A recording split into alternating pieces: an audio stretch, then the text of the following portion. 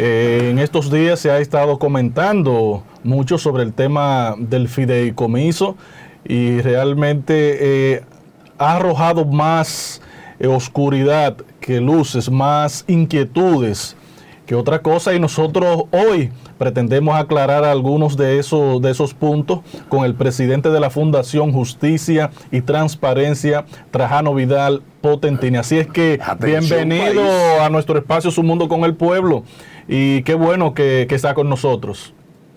Bueno, mi gratitud y aprecio a ustedes por este espacio, esta oportunidad de interactuar y participar. Y sí, ciertamente en lo que es el primer día laborable del año, ¿verdad? Hoy 3 de enero, nosotros nos apersonamos por la Cámara de Diputados, el simbolismo de ese escenario, porque nos dimos cuenta que estaba cerrada. Hay una especie de vacaciones colectivas hasta la próxima semana. Aspirábamos a que no, sobre todo porque ya faltaría poco para vencerse en lo que es esta legislatura ordinaria que estaría ya concretándose el próximo 12. Lo cierto es que fuimos, y allí lo que hemos planteado al país a través de los medios de comunicación, precisamente sobre las incongruencias, las inconstitucionalidades que a juicio nuestro tiene el proyecto de fideicomiso público recién aprobado en el Senado de la República y que ahora está pendiente de sanción congresual en la Cámara de Diputados. Y vimos un escarceo, como parecería que se estaba por dar un palo acechado alrededor de esa trascendente e importante pieza por los bienes jurídicos que estarían en juego, la eventualidad, la posibilidad de que se pueda privatizar un componente importante de todo el activismo económico del Estado dominicano. Por eso se trata de una propuesta legislativa que tiene que ser analizada, verificada con pinzas, y que más que todo la misma tiene que estar precedida de un consenso que incluya, porque no es un tema de los políticos en muchos casos, en la mayoría de los casos, es el costo político, es el interés político, es la suma política, son sus intereses y poco le importa el bienestar o el beneficio del pueblo. Los políticos sin excepción. Ya veremos si alguno pues demuestra que es diferente en relación a esta ley que constituye un tema diríamos que de interés nacional.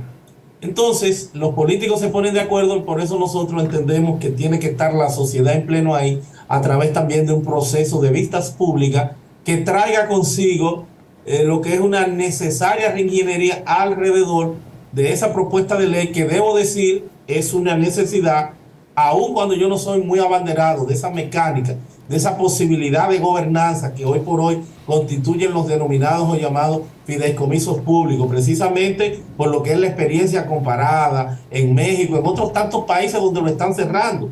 De hecho, de un solo plumazo, un asomo que estaba previsto, estaba pendiente y que no se había concretado, por ejemplo, en el caso de Brasil, Lula lo desarmó, lo desarticuló sin que los mismos tuvieran ninguna vigencia, alegando, planteando el presidente Lula, el nuevo presidente de Brasil, de que si los empresarios querían empresas que la conformaran con su patrimonio y que dejaran los bienes públicos tranquilos.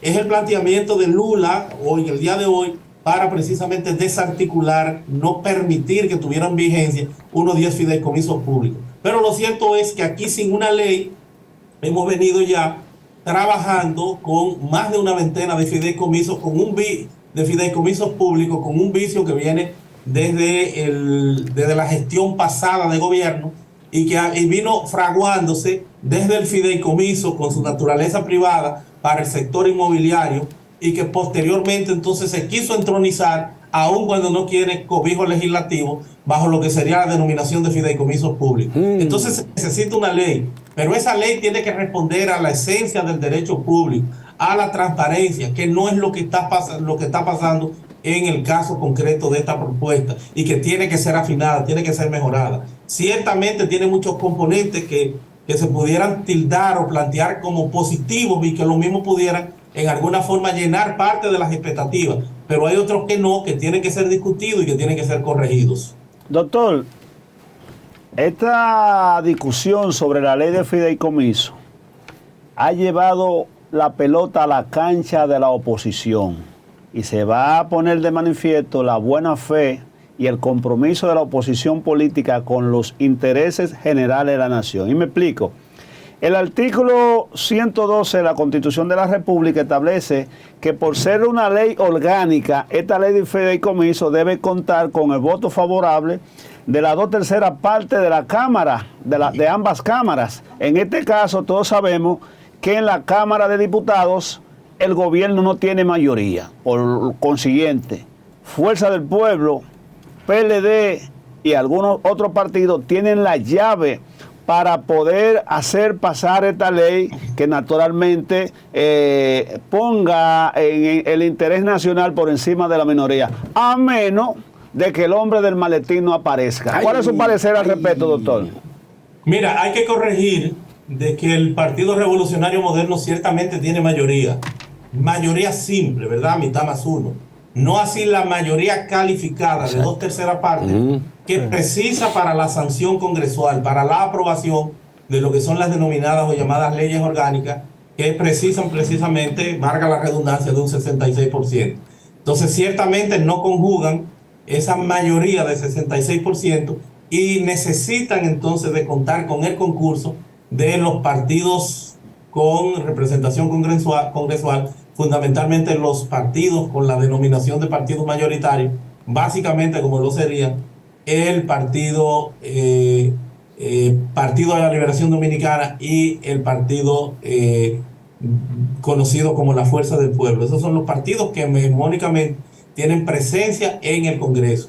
Entonces, sin un consenso de esa clase política que debe administrar de manera objetiva, de manera prudente, por eso hay que tenerlo bajo observación, lo que es esa llave que ellos tienen para que esto no pase, para que eso sea un muro de contención. Por eso se necesita ese equilibrio en los congresos. Los congresos no deben estar gobernados mayoritariamente. Por eso el llamado método de Holmes, para que de forma proporcional se busque que todos tengan algún grado de participación, porque eso es la democracia. La democracia es esa pluralidad. La democracia es responder a esa representatividad que todos puedan tener. No es un tema de mayoría simple, no es un tema de mayoría de 50 más 1, porque el que saque 50 más 1 pudiera entonces quedar con uno u otro Congreso o con las dos salas del Congreso, que es el Senado y la Cámara de Diputados. Entonces, ojalá que la clase política administre con responsabilidad ese seguro, ese equilibrio que en términos democráticos poseen en los diputados y que pueda esto servir para que se obligue a que esto precise de un consenso amplio que, reitero, conlleve el manejo de vistas públicas. No es solamente un acuerdo de aposento, no es los diputados trancados buscando informes favorables como vienen dando alrededor de todos estos temas. No es eso. Es que hay temas, hay aspectos que tienen que ser discutidos. No es viable, no es posible que tú te plantees que en un fideicomiso público, que si bien tiene muchos avances que son positivos y que serviría para arrastrar y llevar a su fuero interno lo que son los más de 20 fideicomisos que andan por ahí dando vueltas, hasta de tilapias para la administración de peces, de la Policía Nacional, el de Propedernales, la amenaza que hubo con Punta Catalina, y son innúmeros los fideicomisos, el RDVIAR, bueno, que están ahí trabajando y desarrollándose en una mecánica de gobernanza que no puedes tú permitir que la misma trascienda lo que es un periodo de gobierno, sin que pueda ser esto escrutado y sin que tenga el gobierno de turno la posibilidad o facilidad de hacer los cambios que estime de lugar. Entonces, la estructuración de este proyecto, tenemos que de 5 miembros que debe tener como máximo el comité técnico, el órgano de dirección, el órgano ejecutivo, operativo de cualquier fideicomiso, 3 de ellos puedan estar en manos del sector privado. Entonces, un manejo hegemónico que se estaría superponiendo a las funciones, facultades y a la esencia propia del derecho público. Entonces, eso resulta inaceptable. Pero de igual forma, el que el fideicomiso puede endeudarse un fideicomiso que a la hora de decretarlo el presidente, si conlleva algún endeudamiento, tiene que ser objeto de aprobación congresual. Entonces hay una incomprensión, hay una incongruencia en que para tú constituir el fideicomiso, si lo vas a endeudar o si va a ser producto de una deuda, tú tienes que llevarlo al Congreso.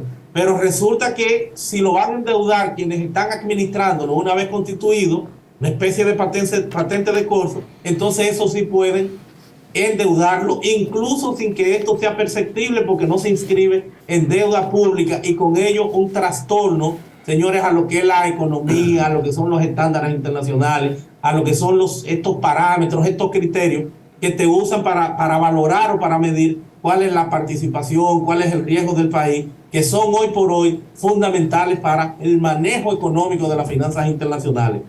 Entonces, para que tú puedas tener acceso a crédito, tú no puedes tener solapado una deuda que en definitiva es del Estado, escondida bajo una cantidad apreciable de fideicomiso. Entonces, claro, eso tiene que ser corregido. Tiene que ser corregido también el hecho del tema de las compras y contrataciones públicas.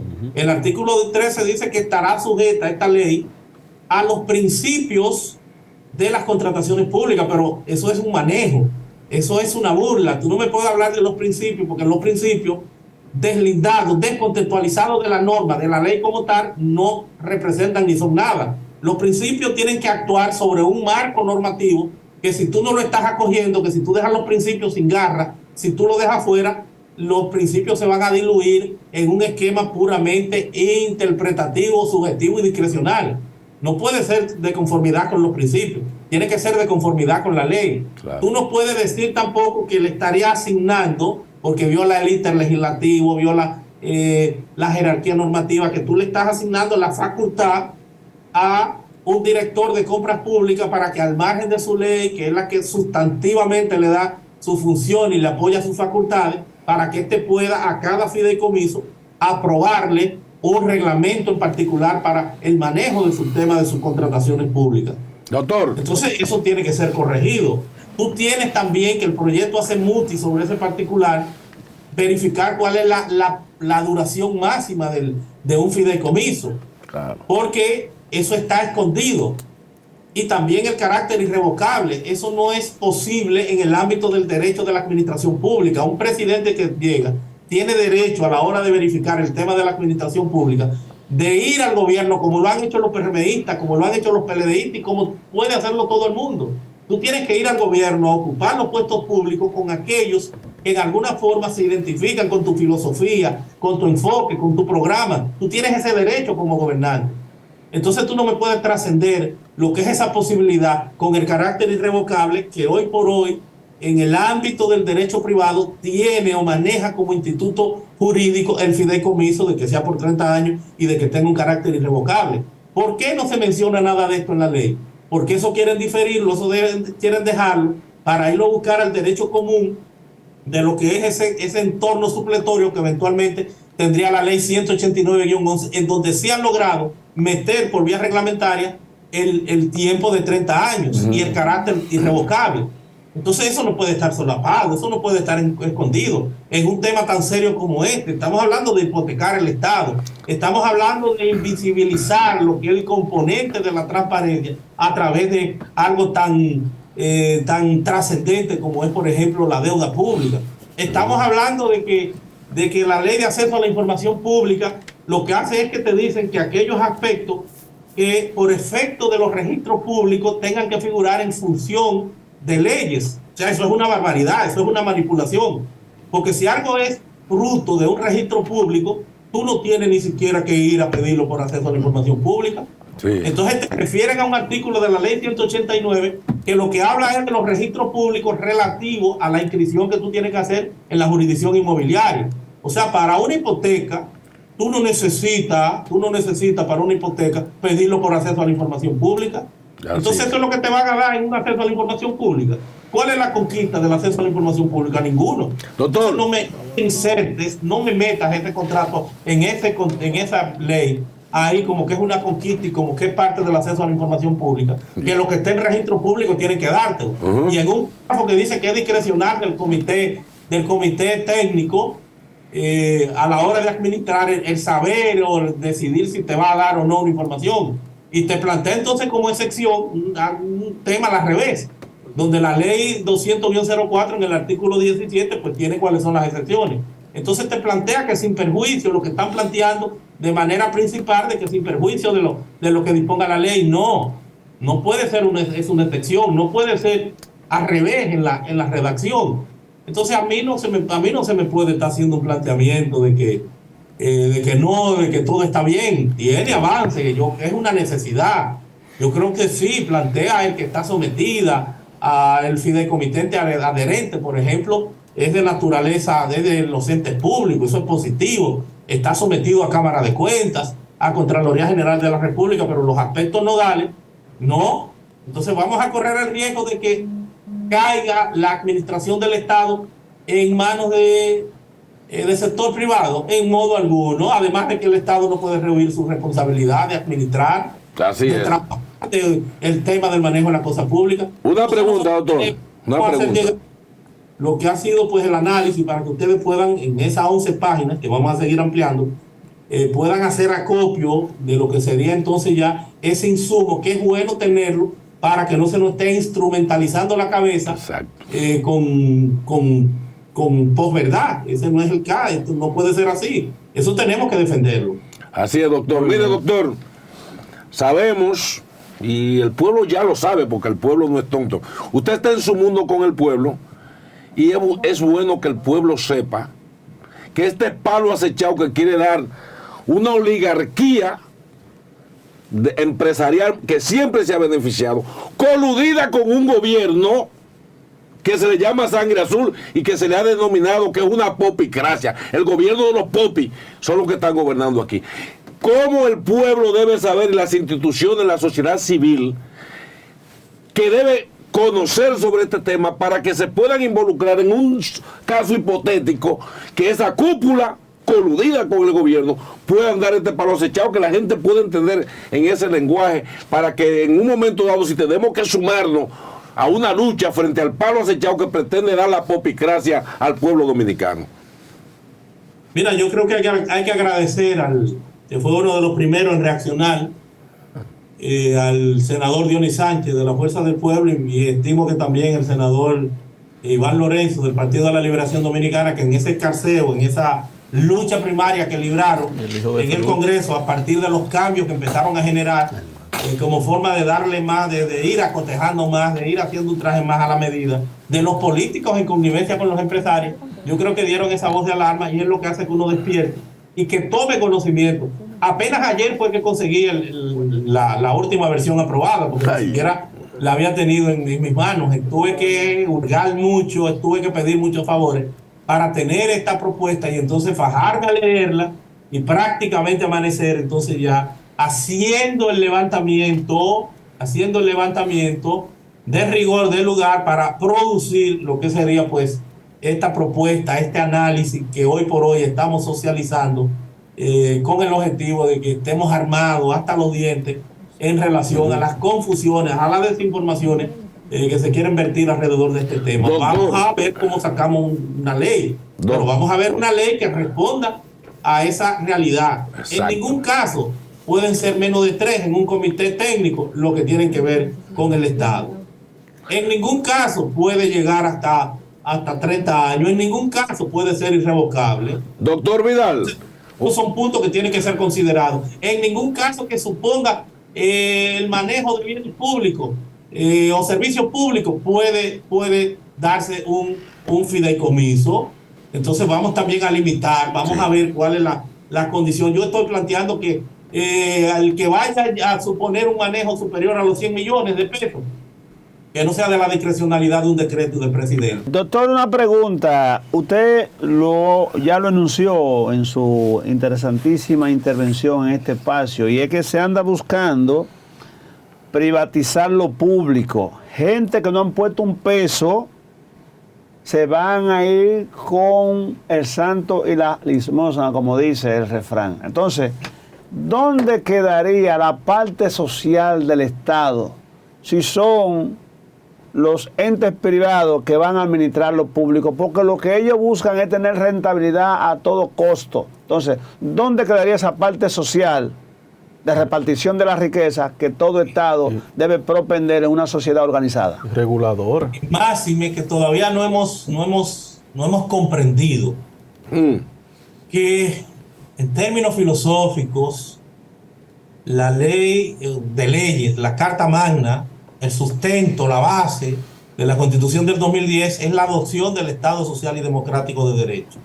Que lo que se hace es una reivindicación de lo que es ese rol primario de esparcir, de llevar bienestar a la colectividad que tradicionalmente habría tenido el Estado dominicano y que se fue de paro con lo que era esa tendencia neoliberal que planteaba de que el Estado no servía y que como tal no podía administrar. Y bajo esa premisa, bajo ese engaño, bajo esa estafa, devenimos en lo que ha sido pues la privatización de todos los procesos sociales que hoy por hoy nos encuentran en este choque y esa invitación que se hace al Estado para que vuelva a reempoderarse de todos esos aspectos.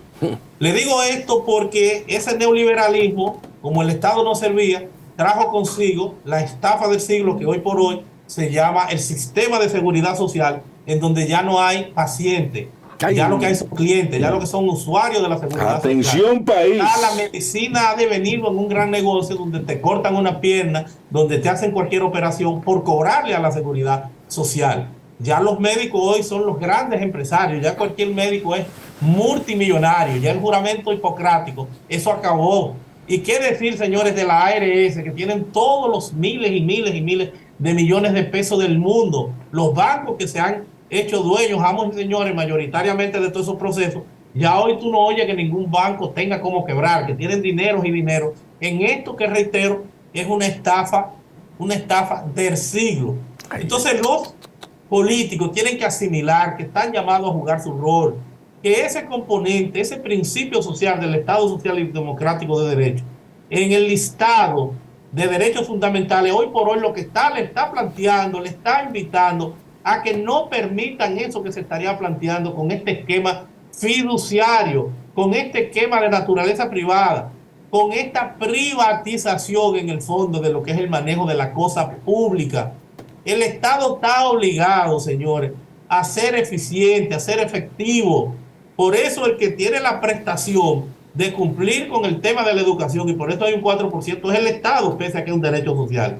Pero de igual forma con la medicina, por eso el Estado ha tenido que empezar a hacer hospitales, porque ha quedado en el aire después de esa ola privatizadora que trajo consigo el neoliberalismo y en esa trampa que caímos, con las denominadas capitalizaciones y ventas de todo lo que teníamos. Pues ahora hay una realidad nueva que está llamando, y si los políticos no abren los ojos, si no despiertan, que los grandes temas que hoy ellos tienen que asumir, que tienen que estar de la mano con el pueblo, del lado del pueblo, con seguridad social, con el tema de la salud, con el tema de las pensiones. Usted no encuentra 100 personas que hayan sido pensionadas, usted no la conoce, es muy difícil. No es que no lo haya, habrán 100, pero usted no la encuentra que hayan sido pensionadas. Usted no encuentra 10 personas que se le hayan muerto los familiares y que le hayan devuelto sus fondos. Porque esto está en una especie de barril sin fondo, de limbo jurídico donde no hay forma ni siquiera de cómo reclamar todo esto. Entonces esos son los grandes temas, la defensa del medio ambiente, del que tienen que empoderarse los políticos, que parecería que cada vez más y más y más están presos de lo que es esa voracidad sin precedentes que tiene el sector, señores, privado. Un sector privado que, si sigue como va todo este tema, serán ricos, pero en playas extranjeras, porque esto se va a hacer invivible, señores. Entonces es lo que tenemos que asimilar. Tenemos que no continuar apretando y apretando, porque se va a correr la tuerca en un momento.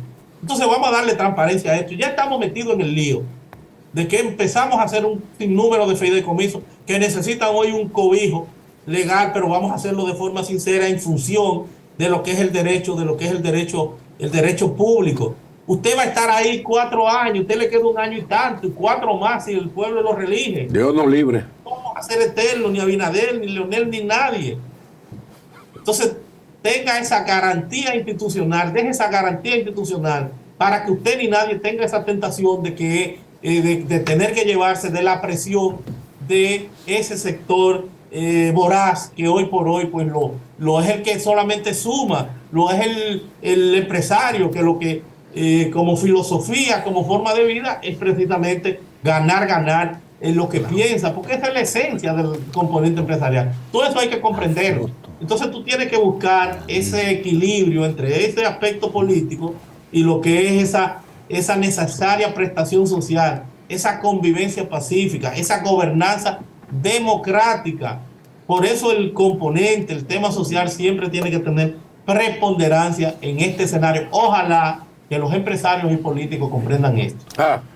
Trajano, ya como se nos está yendo el tiempo de este espacio por el día de hoy, a mí me gustaría, si es posible y usted nos permite, que usted nos diera su lectura de algo que está haciendo tendencia hoy en las redes sociales, si usted nos lo permite. Así es que yo quisiera que el señor director nos pusiera esa foto que hace un momento estuvimos comentando. Ahí está. ¿Qué opinión tiene usted sobre ese tema antes de comentar algo sobre la Junta Central Electoral? Bueno, el expresidente Hipólito Mejía, fundamentalmente, más que el mismo expresidente Danilo Medina, pero el expresidente Hipólito Mejía es un referente del folclore dominicano. Y como una persona muy querida y que siempre pues, va a generar estos debates en todo lo que es su accionar. Es una persona muy singular, muy particular, que siempre pues traería consigo esas tendencias que se dan pues a nivel de lo que es la proyección y el desarrollo de las comunicaciones y las redes sociales. Yo creo que eso es algo normal, eso no debe despertar ni generar pues todos estos cuestionamientos, todas estas especulaciones. No es un secreto que Hipólito Mejía y Danilo Medina pues siempre han tenido una amistad particular y eso creo que es normal y es parte, no me extraña, es parte del día a día político. Sobre la Junta te puedo decir que parecería que el problema de la Junta no era institucional, no era de las leyes, porque veo al presidente de la Junta que está muy contento, después que ya el presidente Abinader le ha ofertado que le daría unos 4.500 millones. Le dejaron los reyes, doctor. Bueno, parece que están más centrados en el tema económico, parece que sus problemas no son institucionales, no es del cambio de las leyes que de hecho no se han dado, y vi ahí a un presidente de la Junta, parece que satisfecho en toda su plenitud con lo que sería pues ya la administración de esa extraordinaria cantidad que vendría pues a engrosar, a ampliar lo que es ese presupuesto general del Estado para la Junta Central Electoral y con ello pues despejar lo que habían sido pues esos reclamos. Entonces no me merece mucha opinión, porque sería también caer en especulación. La impresión que tengo es de que ya pues desaparecen esos inconvenientes, porque si era el de la Junta lo que lo había planteado y está hoy satisfecho y contento, bueno pues nada, tendríamos nosotros entonces que también pues aplaudir lo que es esa iniciativa del Ejecutivo de dar ese sosiego y esa tranquilidad del tema económico. Doctor, con relación al conteo manual que va a hacer la Junta Central Electoral, implementación de un nuevo software, ¿cree usted que el pueblo dominicano puede sentirse tranquilo y que no se vayan a repetir los acontecimientos de 2020 en el 24? Bueno, lo que yo he dicho es que no hay posibilidad, algo que sería un contrasentido, porque tenemos que apostar al avance, pero no hay posibilidad de que en la República Dominicana tengamos un voto automatizado, tengamos un voto electrónico, de cara a la actual legislación que tenemos hoy como ley de régimen electoral 15-19. Esa ley tiene el inconveniente de que el artículo 199 lo que te dice es que se podrá, si así la Junta lo entiende, integrar lo que es el voto automatizado o dar utilidad al voto automatizado. Pero ese artículo está deslindado del resto del contenido de la ley. Entonces, si tú no tienes un desarrollo normativo, si tú no tienes un ecosistema que traiga consigo la forma de proceder en relación a la mecánica de ese procedimiento electoral para asumir el poder, para llegar al poder en el orden democrático, si tú no tienes eso, tú no puedes meter voto electrónico. Porque si el voto electrónico aparece, ¿cómo tú vas a cuestionar un voto en la mesa a los delegados? Si es en función de una boleta física, porque es lo que prevé la ley. Entonces aquí hasta ahora no hay posibilidad, sin un cambio importante, y ya es muy tarde, de la ley para dar cobertura, para dar cabida a algo que debe ser una realidad y que es importante para el avance, aprovechar la tecnología para el avance de lo que son los procesos electorales y de darle incluso mayor certidumbre por el tiempo récord en que esto se puede hacer. Pero no hay las condiciones, no hay la posibilidad, porque no hay cobijo legislativo alrededor de ese tema, sino que hay un artículo que está deslindado del resto del contexto del procedimiento electoral y de la misma ley electoral. Muy bien, doctor. Lo único que ya tenemos que despedir el espacio. Lo único que quisiera pedirle es que no deje morir esos planteamientos con relación a la ley de fideicomiso. Creo que la explicación que usted ha dado hoy es de suma importancia. Hay que sentarse a analizar y ver esos puntos, porque realmente no podemos darnos el lujo de tener un instrumento que al final lo que vamos a estar es amarrado de pies y manos.